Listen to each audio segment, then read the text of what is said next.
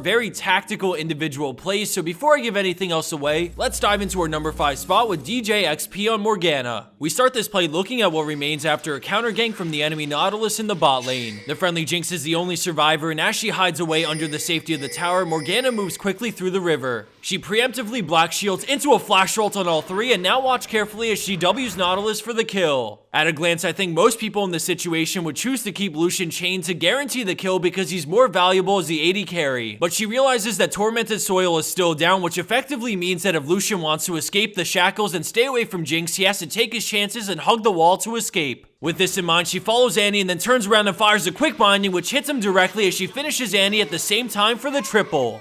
Purple team triple kill. Moving into our number 4 spot, we have Black Lotus 9 on Nami with a play to get her team back in the game. They're down about 3.5k gold, which isn't too terrible, but the game could get out of reach if they make any more mistakes. At first, this catch on Thresh looks good, but then out of nowhere, blue team shows up and Irelia gets blasted down to low HP. All of a sudden, a tidal wave comes cruising in, followed by a shockwave on 3, which groups them up for the bubble as red team collapse. They take 2 kills almost immediately, and despite the beautiful turnaround, Irelia still goes down, but they manage to burn Volibear down through his passive to get the 4-for-1 in a critical point of this match.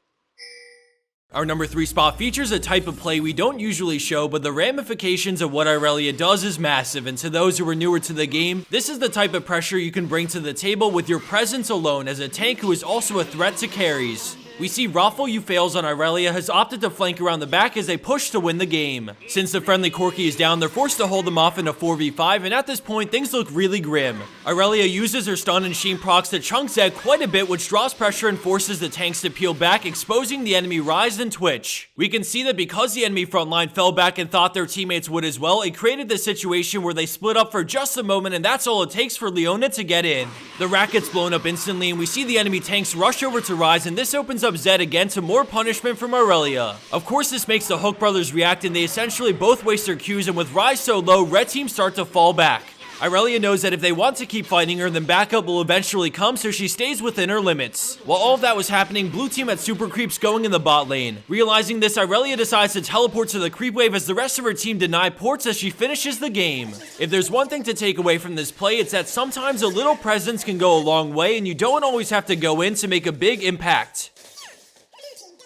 Landing in at our number 2 spot, we have a brilliant team fight from Skog Monster on Sejuani. In the beginning of this play, we see the enemy team sitting on Dragon as they wait around the outside of the pit. All of a sudden, Sejuani dashes over the wall, instantly ulting them in place so that she can take Dragon off their hands as her entire team wombos them down. Everything about that play was perfectly executed. From the timing of the engage to even the follow-up from Draven's ult, everyone was at the right place at the right time to chain everything and get Fiora that quad.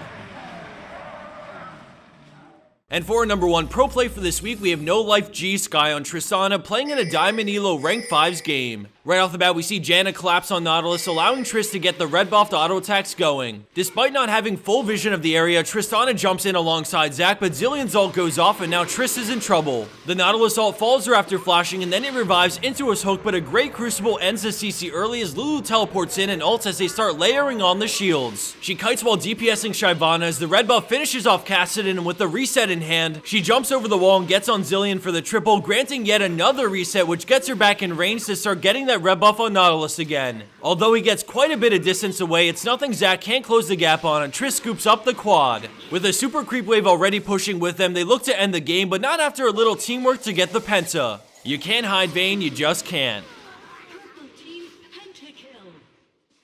And for the bonus clip of the week, we have a really funny play from SW Paw on Xerath. As he farms in the mid lane, he has an idea that the enemy team are doing Dragon, but sadly he doesn't have vision of inside the actual pit, so he has no clue what health it's at. He moves into range and ult, somehow getting the steal, followed by the double kill as he returns back to his lane like nothing happened. Let's check that out one more time, but from his perspective now, so you can see how sick that must have been when he clicked the R button. Before this episode comes to a complete end, I wanted to give a big thanks to our sponsor skillcap.com for providing a $100 prize for the number 1 spot in this video. With that being said, I wanted to quickly show off a big part of the reason why I use Skillcap